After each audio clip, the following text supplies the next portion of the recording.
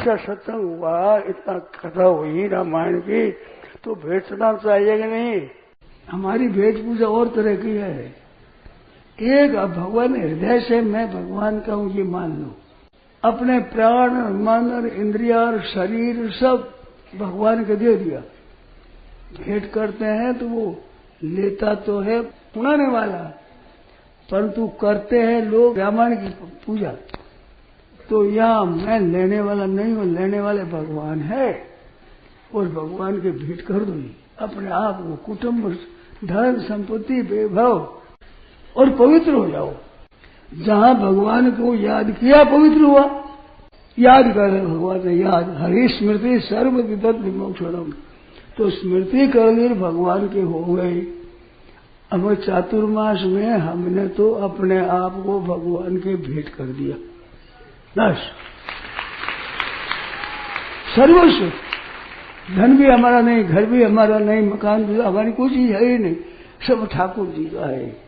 एक सेठ की बात सुनी हुई, मैं क्या करता हूँ, भगवान का भक्त था वो, तो संत आए दर्शन करने के लिए, वो था गृहस्थ, बन संत दर्शन के लिए आए, सेठ के नहीं आए, भगवान के भक्त के दर्शन करने के लिए आए।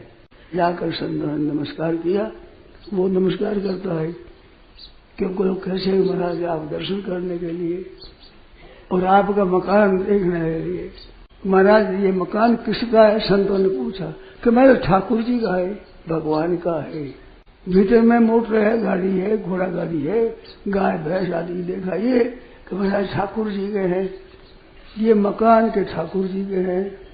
ऊपर गए, बच्चे खेल रहे थे, क्यों भाई ये किस गए? महाराज ठाकुर जी के बाल बच्चे, स्त्रियां और परिवार किस गए? महाराज ठाकुर जी के हैं।